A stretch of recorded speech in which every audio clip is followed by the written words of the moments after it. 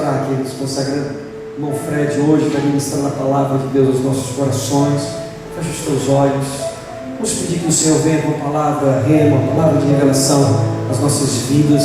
Senhor, usa o teu filho, Senhor, Diácono Fred, nesta igreja, para transmitir a palavra de desafio aos corações, que haja renovo, que haja alegria, que haja ânimo, que o Senhor nos envolva na tua glória, que a tua palavra quebre todo coração de pedra, despedace todo coração de pedra, que o Senhor nos quebrante, que entendamos aquilo que o Senhor quer falar conosco hoje claramente e obedeçamos a tua voz. Usa o teu filho, Senhor, usa o teu servo com alegria, em nome de Jesus. Amém e amém. Pode ser, igreja, amém? O pastor estava falando aqui no início sobre a oração lá no sertão, e infelizmente eu não pude estar aqui, estava viajando a trabalho, mas lá onde eu estava em Manaus, e quando eu estava lá, eu estava visitando a igreja lá, eu tinha oportunidade de levar uma palavra lá, e teve um momento de oração lá que o pastor disse: vamos orar agora, interceder por alguém, né? E naquele momento eu resolvi interceder pelo sertão nordestino. E toda vez que eu vou lá, eu fico impressionado com a quantidade de água que tem naquele local. Gente, é água que você chega, você vai chegando de avião, você não sabe onde se você vê mais verde ou se você vê mais água. E eu estava lá e disse: Senhor, tanta água aqui, manda um pouquinho dessa água para lá também, que não vai fazer falta para eles. Na verdade, lá está previsto que para esse ano tem uma nova enchente dos rios, acima, 2 vezes mais do que foi ano passado. O Senhor manda essa enchente lá para lá. Lá ele vai encher aqui e transportar aqui e leva para lá, para aquele povo que está passando sede, está passando fome. E eu não sou, gente, de Fortaleza. Bom, talvez a maioria dos irmãos não saiba disso. Eu nasci no Crato. E eu conheço aquela região, já voltei lá, e eu conheço o quanto ela é seca. Eu conheço o sofrimento daquele povo, de ver, não de sentir. E é algo assim que não tem como você entender se você se vê. O pastor falou aqui dos juazeiros, né, que ele viu os juazeiros verdes ainda. Os juazeiros eles estão verdes, gente, não é porque caiu um pouquinho d'água, não. É porque eles sobrevivem muito tempo sem água. E é por isso que o povo lá do Juazeiro chamou aquela cidade de Juazeiro, porque eles não morreram de fome lá em Juazeiro, porque os juazeiros sobrevivem tanto tempo sem água, que eles não deixavam eles morrerem de fome. É o Juazeiro Piqui. Eles passam muito tempo sem água, conseguem sobreviver e eles utilizam esse alimento daqueles frutos. E eu creio que Deus vai mandar aquela água para cá, amém? Vamos à palavra, vamos abrir nossas Bíblias no livro de Hebreus, capítulo 12, a partir do versículo 6. Há uns meses atrás, Hebreus capítulo 12, versículo 6. Há uns meses atrás, eu estava assistindo um vídeo no YouTube de um testemunho, na verdade, de uma mulher que ela é uma sobrevivente do aborto. Em outra oportunidade eu posso mostrar esse vídeo para vocês. Hoje não é o caso, mas aquela mulher, ela foi falar para uma quantidade de pessoas que estavam lá, razoavelmente grande, mas era uma quantidade de pessoas importantes na visão humana, porque eles eram pessoas do governo americano, de outros países. E ela foi falar contra o aborto por ser uma sobrevivente do aborto. Aí ela começou a falar de Jesus, né? Aquela mulher era crente. Aí pouco depois que ela começou a falar de Jesus, ela disse assim: é impressionante como o nome de Jesus causa incômodo. Ela disse que falou o nome de Jesus e viu as pessoas se ajeitando na cadeira, sabe? Tipo assim, o que essa mulher vai falar de Jesus aqui no encontro de governo? No encontro de gente importante falar de Jesus? Mas é impressionante como o nome de Jesus, ele causa incômodo. E sabe por que ele causa incômodo? Porque ele mostra o pecado. mas ele, apesar de causar incômodo, aqueles que vão até o final ouvindo o que Jesus tem para dizer, saem de lá felizes pela salvação. E aqueles que não ficam até o final saem de lá tristes, chateados e magoados porque foram apontados o seu pecado. É assim que funciona. E hoje, gente, é uma palavra que vem falar de algo muito importante. Talvez traga algum incômodo para você, mas eu peço a você que fique até o final, fique atento ao que vai ser pregado, porque essa palavra que incomoda é a palavra que cura também. Amém? Então vamos à palavra, Hebreus 12, a partir do capítulo 6. Capítulo 12, a partir do versículo 6. Porque o Senhor corrige o que ama e açoita a qualquer que recebe por filho. Se suportais a correção, Deus nos trata como filhos. Porque que filho há que o pai não corrija? Mas se estáis em disciplina, da qual todos são feitos participantes, sois então bastardos e não filhos. Além do que, tivemos nossos pais, segundo a carne, para nos corrigirem, e nós os reverenciamos. Não nos sujeitaremos muito mais ao Pai dos Espíritos para vivermos? Porque aqueles, na verdade, por um pouco de tempo nos corrigiam, como bem lhes parecia, mas este para nosso proveito, para sermos participantes da sua santidade. E na verdade, toda correção ao presente não parece ser de gozo, senão de tristeza, mas depois produz um fruto pacífico de justiça dos exercitados por ela. Portanto, tornai a levantar as mãos cansadas e os joelhos desconjuntados, e fazei veredas direitas para os vossos pés, para que o que manqueja não se desvie inteiramente, antes seja sarado. Segui a paz com que todos e a santificação, sem a qual ninguém verá o Senhor, tendo cuidado de que ninguém se prive da graça de Deus, e de que nenhuma raiz de amargura brotando vos perturbe, e por ela muitos se contaminem. Vamos orar mais um pouco, irmãos. Vamos baixar nossas cabeças. Pai, muito obrigado por essa noite, muito obrigado, Senhor, pela presença do Teu Espírito Santo, tão fortemente sentido aqui, Senhor, durante o louvor. Nós podemos sentir o Teu Espírito passeando, como diz a Tua palavra, Senhor, em meio aos louvores. Pai, que nessa noite, toda mente de vaidade seja repreendida, que todos aqui possam estar atentos à Tua palavra, que Teu Espírito Santo vá lá, Senhor, e faça o trabalho, Pai, de mostrar, Senhor, o pecado e o juízo. Pai, em nome de Jesus, que essa palavra penetre hoje fortemente no coração de cada um, para a Tua honra e para a Tua glória. Amém. Eu queria me focar no versículo 15 que nós lemos aqui, agora há pouco. A palavra vai ser baseada em cima dele. Ele fala o seguinte: tendo cuidado de que ninguém se prive da graça de Deus, e de que nenhuma raiz de amargura brotando vos perturbe, e por elas muitos se contaminem. Olha só. Você está dizendo isso, então é possível que nós nos privemos da graça de Deus.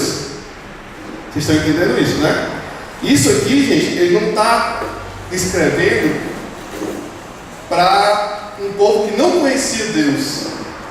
Ele está escrevendo para os hebreus.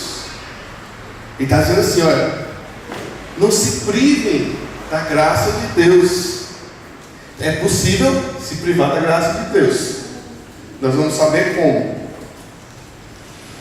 E mais na frente ele fala: e de que nenhuma raiz de amargura brotando nos perturbe. Olha só. Ele fala o seguinte: nenhuma raiz de amargura brotando. Entenda uma coisa: se alguma coisa brota, é porque ali foi semeado. Faz sentido? Então, ele está dizendo aqui, ó, a origem da amargura foi plantada em algum momento, mas não deixem ela brotar, porque vocês vão se contaminar e vão contaminar aos outros. E aí eu quero falar um pouquinho sobre amargura. O que é a amargura? O que causa a amargura? Quais são as consequências dela? O que é a raiz da amargura? A amargura, ela é causada, a princípio, pela indisposição de perdoar. Essa é a raiz da amargura. Então, quando é que uma semente de amargura é plantada no seu coração?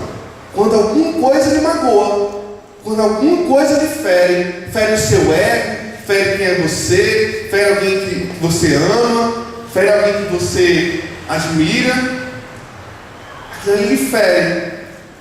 Aquilo ali pode se tornar uma raiz de amargura.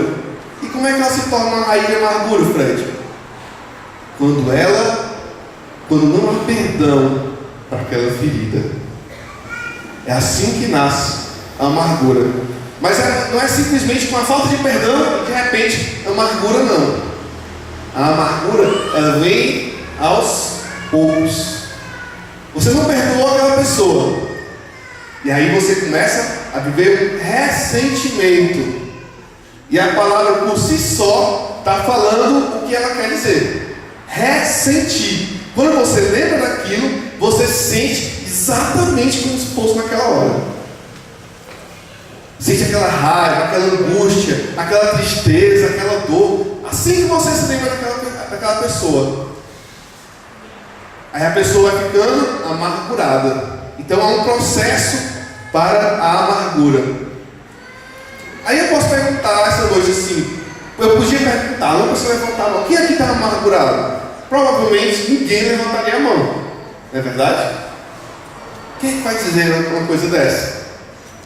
Mas eu quero perguntar para você, tem alguém essa noite que você não pode nem pensar nessa pessoa, que quando você pensa dá uma dor de cabeça, uma raiva, dá um negócio assim na barriga, sabe? Tem alguém que você não pode nem sentir o cheiro do perfume daquela pessoa em outra pessoa, que você começa a enjoar, que você começa a ter raiva, você tem até raiva da pessoa que está usando aquele perfume. Se você sente essas coisas, você está no mínimo ressentindo uma dor. Se você já não estiver amargurado. A amargura ela causa vários problemas nervosos. Mas Fred, você falou que causa amargura e tal, mas o que é a amargura? Ora, a amargura é um sentimento de mal-estar produzido por uma ferida, por um ressentimento e ou por uma mágoa. Então é uma sensação de mal-estar constante. Sabe? A pessoa é uma pessoa que está sempre triste, é uma pessoa que está sempre ranzinza. Aí você diz assim, não, mas eu estou amargurado aqui e estou fazendo mal a ninguém. Eu estou aqui na minha, eu não estou mexendo com ninguém, eu trato todo mundo bem, vou no trabalho, vou à igreja, devolvo o dízimo, eu não estou fazendo mal a ninguém. Deixa eu ficar aqui com minha amargurazinha, deixa eu ficar aqui com essa dorzinha que eu sinto, só eu sinto. Por que eu sinto essa dor? Vai prejudicar alguém? Deixa eu sentir aqui sozinho. Deixa eu dizer para você. Eu vou dizer aqui só as físicas, tá? Eu não vou chegar à parte espiritual. Nós vamos chegar lá. Só fisicamente falando, a amargura, biologicamente, cientificamente provado, ela causa insônia, palpitações, dores de cabeça frequente, úlceras, pressão alta, artrite e esgotamento. Isso fisicamente, eu não estou falando espiritualmente ainda não. Eu nem cheguei lá ainda, certo? Mas vamos chegar lá. Nós vamos chegar lá. Então vocês estão vendo o quão a amargura pode atrasar a vida de alguém. O quanto a amargura pode trazer um atraso para a sua vida. Quem foi que te feriu? Quem foi que te magoou? Como se livrar dessa amargura? Você pode dizer assim, Fred, como é que eu me livro dessa amargura? Eu não quero mais viver assim. Eu não quero mais viver com essa dor, com essa angústia no peito, com esse mal-estar. Eu não quero mais viver assim. Como é que eu faço para me livrar dessa amargura? É simples. Perdoe. Libere perdão. Aí você pode dizer assim, Fred, você não sabe o que aquela pessoa fez comigo, não? Você não tem nem ideia. Se você soubesse o que ela fez comigo, até você estaria amargurado agora. Tem gente que começa falando logo assim. Mas quero dizer uma coisa para você nessa noite. Perdão não é um sentimento. Eu quero que isso fique bem claro para vocês. Perdão não é um sentimento. Você não precisa sentir. Hoje eu estou sentindo, eu tenho que perdoar. Você nunca vai sentir. Você está entendendo isso? Você nunca vai sentir isso. Perdão é uma decisão. É uma decisão. Você vai decidir perdoar alguém pelo que fez por você. E quando você perdoar, de verdade, você vai saber, sabe como você perdoou de verdade? Quando você lembrar, sem dor, daquilo que fez mal a você. É assim que você sabe que você perdoou de verdade. Quando você lembra e não vem aquela dor, aquela angústia de volta.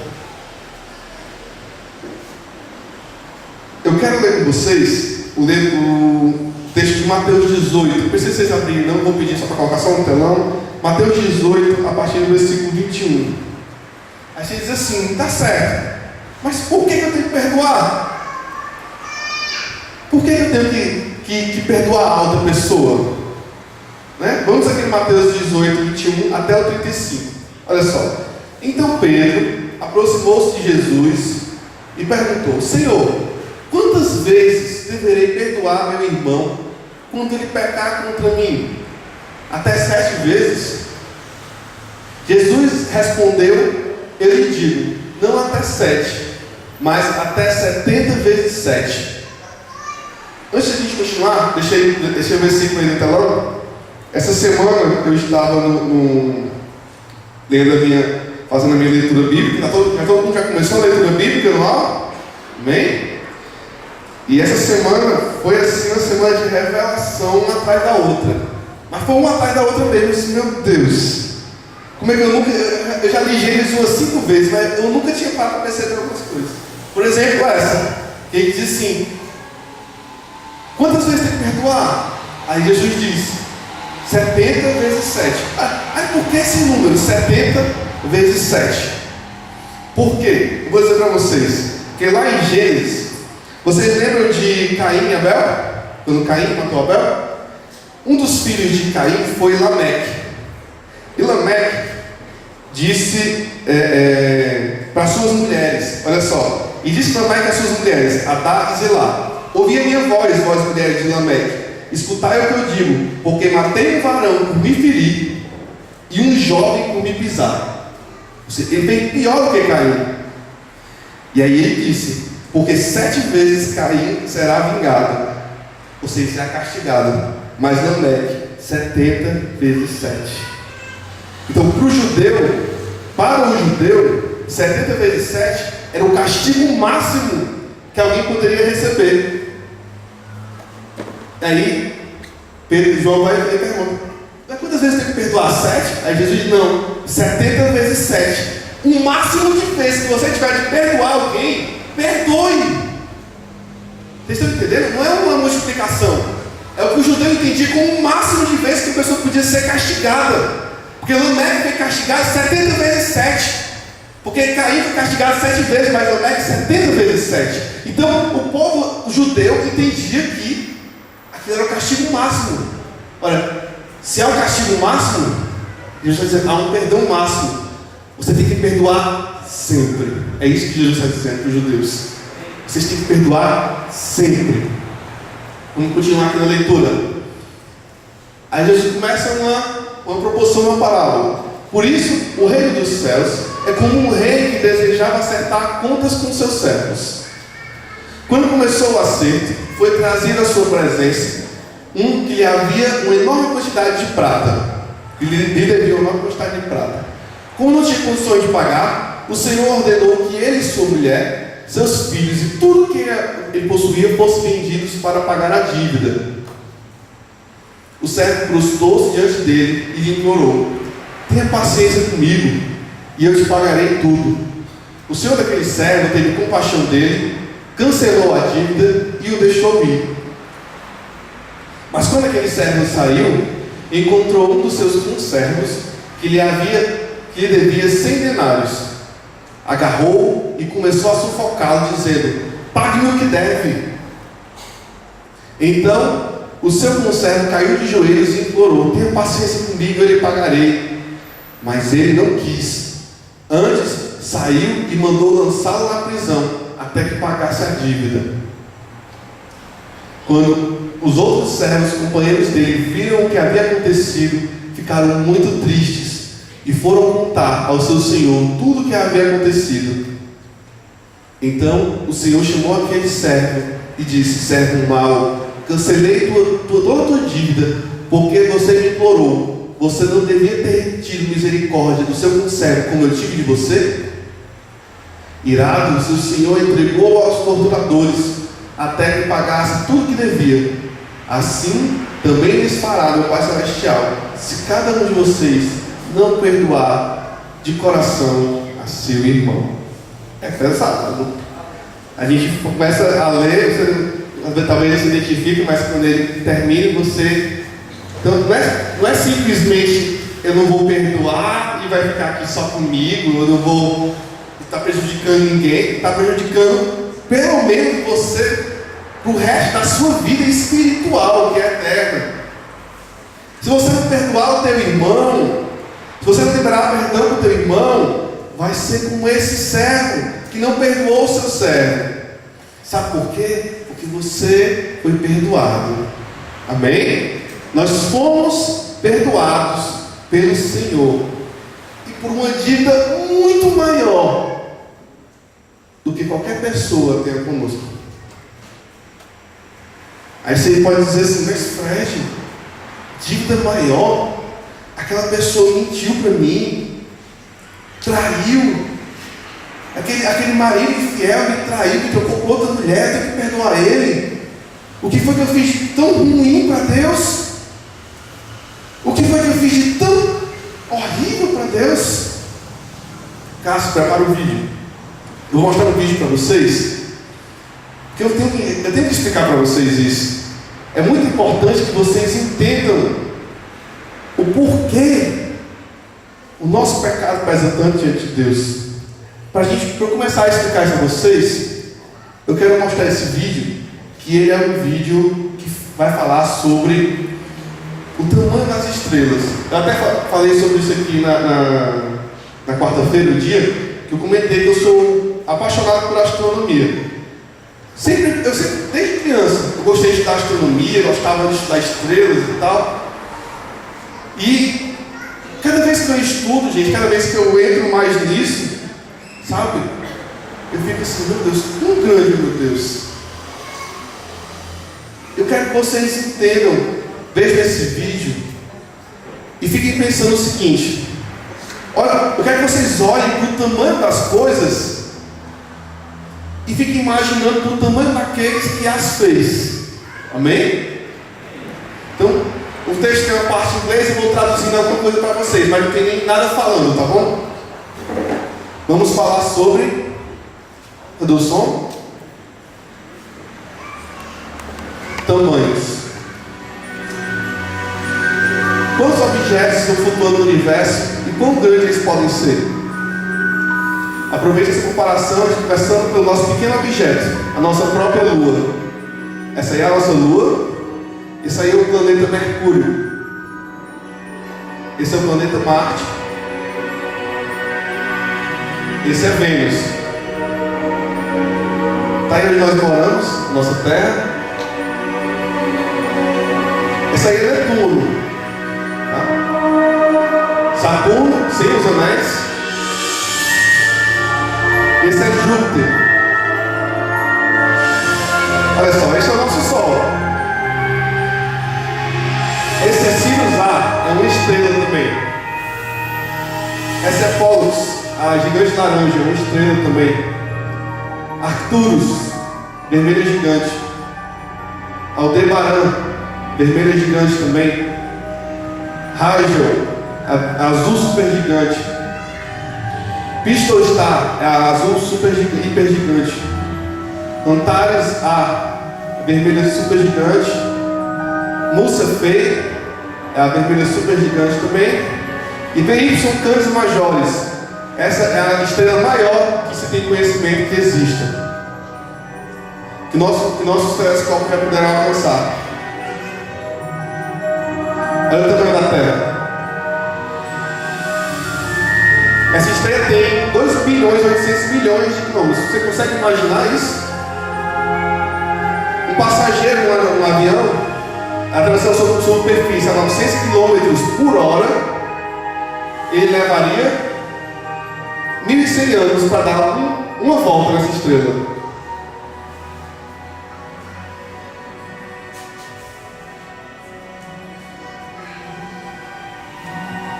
Sim, essa é uma pequena amostra de centenas de bilhões de estrelas que estão em outra galáxia, que a gente não vê. E outras centenas de bilhões de galáxias por aí. Amém. Você não está sozinho. Você não é o centro. Você não é o centro do universo. Aqui não é o centro do universo. Deus é o centro do universo. Pode ligar a luz. Agora que vocês viram o tamanho das estrelas, agora a gente pode conversar mais um pouquinho. Eu sou apaixonado por isso aqui. Eu vou estudar, vou ler sobre isso, eu acho tremendo. Porque eu fico imaginando o tamanho de Deus que fez essas coisas. Aí eu olho. Vocês conseguem imaginar o tamanho de um Deus que faz isso? Olha, aquela estrela maior, a VY, ela tem 2 bilhões e 800 milhões de quilômetros de extensão. Demoraria 1.100 anos para um avião a 900 km por hora dar uma volta nela. Você consegue imaginar o tamanho do Deus?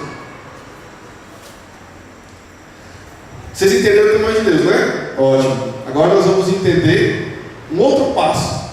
Que você pode estar dizendo assim: mas meu pecado foi tão pequeno diante de Deus em relação ao que aquela pessoa fez comigo.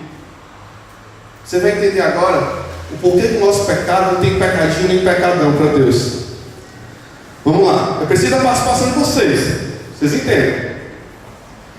Eu e Fred, vamos lá. Vamos supor que eu fico com raiva aqui do irmão Marcelo. Cadê o irmão Marcelo?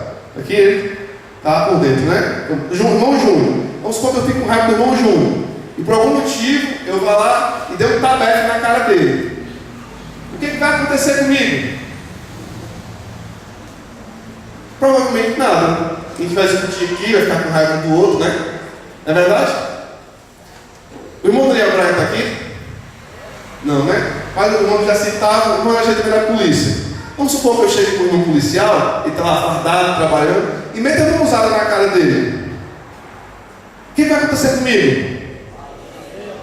Eu vou preso, no mínimo, né? Deixa eu falar para você. Eu fiz a mesma coisa que eu fiz com o irmão Júnior. Vamos continuar. E se eu meter a mão na cara do governador? Eu vou preso o resto da vida, né? E se eu meter a mão na cara da presidente? Aí eu te pergunto, e por quê? Qual é a diferença? O que eu fiz não foi a mesma coisa que eu fiz com o Júnior e fiz com o presidente? Por que os castigos foram diferentes? Hein? Porque o problema não está no que você faz, mas contra quem você faz. Então não interessa se você mente ou se você mata. Você está fazendo isso contra o Deus que criou todas essas coisas. Vocês estão entendendo agora o porquê não tem pecadinho nem pecadão diante de Deus? Porque não é o que você fez, mas é contra quem você fez. Ele é um Deus infinito. Aí eu te pergunto, você pode dizer, algumas pessoas, inclusive eu tenho uma mania, eu leio muito sobre graça, eu compartilhei isso com alguns irmãos essa semana, com o Rodrigo, com a Daina, com o Thiago, com a Gabi, que eu tenho que ler sobre a graça periodicamente. Sabe por quê? Porque senão eu me pego fazendo as coisas para Deus como se eu quisesse através daquele meu trabalho, oferecer alguma coisa a Ele pela minha salvação. Está entendendo? Assim, inconscientemente, quando eu menos espero, eu estou fazendo isso.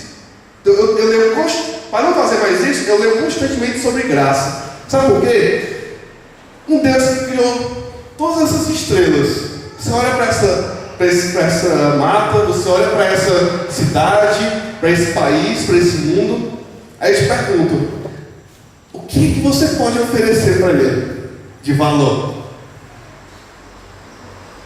O que você pode levar para Ele de valor? Que pague a dívida de um pecado que você cometeu contra um Deus infinito. Não há nada que você possa levar. Não há nada que você possa fazer. Nada. Porque o seu pecado, ele fica diante de Deus eternamente. Só que tem um ponto de parada para esse pecado. Porque nós não podíamos pagar esse preço, mas aquele que podia pagar esse preço, ele veio e pagou esse preço por nós. Porque ele não tinha pecado. Lá no Salmo 18 ele diz: o teu santo não conhecerá a corrupção, e ele não conheceu a corrupção.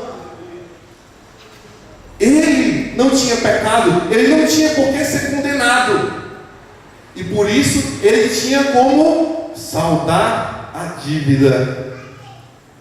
E por ele ser quem era, filho de Deus, o que ele fez, o ato que ele fez, ecoa pela eternidade e quebra esse pecado. E Deus diz: eu não me lembrarei dos teus pecados. Amém? Assim como aquele rei lá de Mateus 18, quando você implorar a Deus, você disser assim: Deus, eu reconheço meus pecados, eu reconheço que Jesus é meu Salvador, meu Senhor. Deus vai dizer para ti: eu esqueço dos pecados, meu filho, e deles não me lembrarei mais. Vocês acham que esse cara aqui foi um ingrato? Esse cara aqui que tinha uma dívida com o rei perdoou a sua dívida e ele botou na cadeia o outro que estava acusando ele? Vocês acham que ele foi ingrato?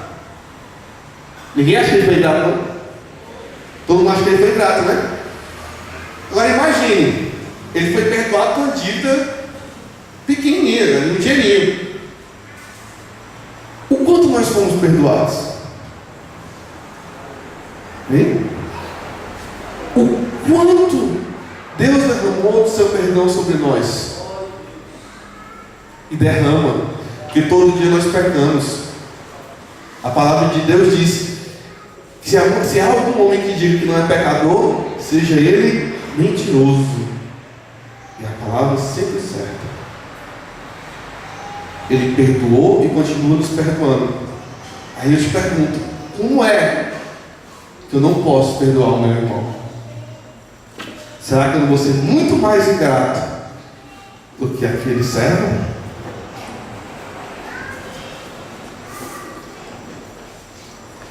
Deus é justo. Ele pagou o nosso pecado. Ele não podia. Deus é justo e por isso Ele não podia simplesmente deixar o nosso pecado de lado, porque Ele é justiça. Mas Ele cumpriu a sua justiça. Lá em Romanos diz que Jesus é a nossa alegria, porque em Jesus foi revelada a justiça de Deus.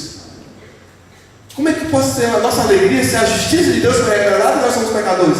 Porque a justiça foi paga por Jesus. A ira de Deus, ou seja, a aplicação da justiça de Deus, foi aplicada em Jesus e não em nós. Por isso Ele enviou seu Filho. Vamos lá, aqui no telão, lá em Atos 13, Atos capítulo 13, versículo 16. Vamos até o 38.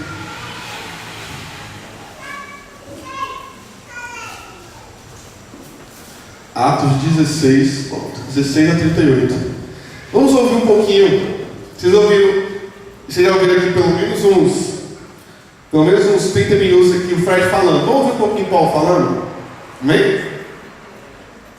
Pondo-se em pé, Paulo fez o sinal com a mão e disse: Israelitas e gentios que temem a Deus, ouçam-me.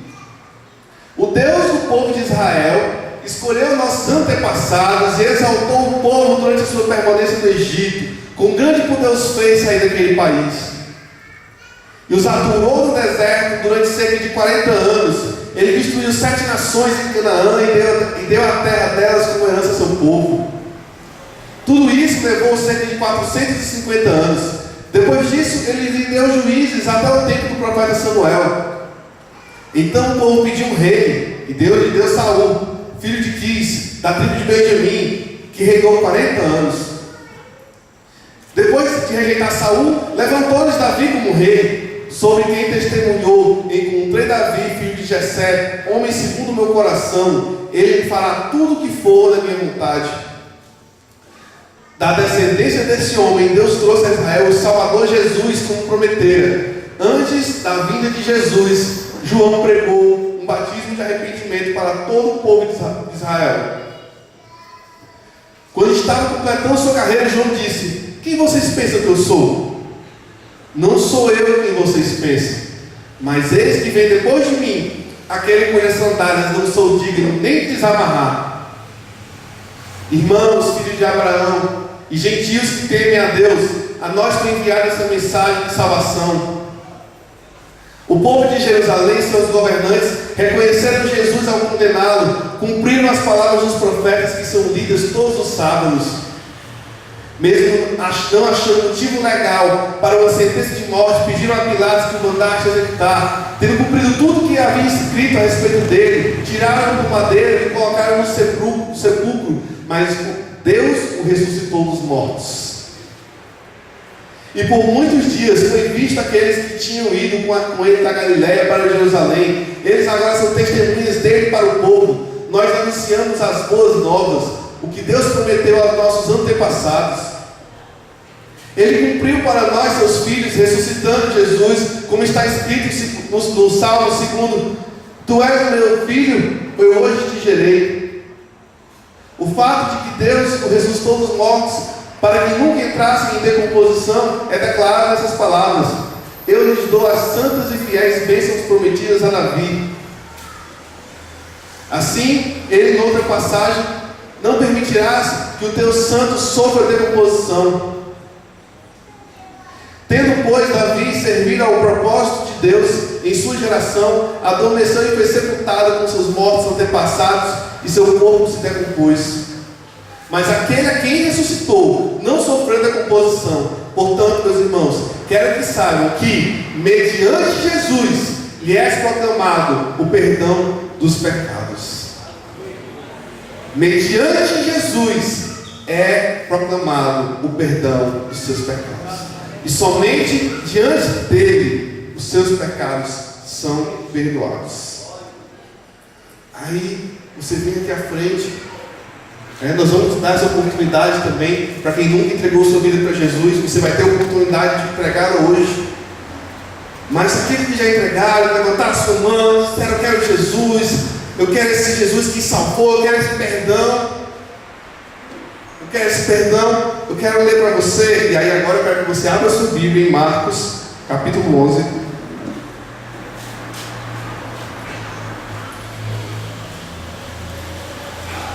A partir do versículo 20.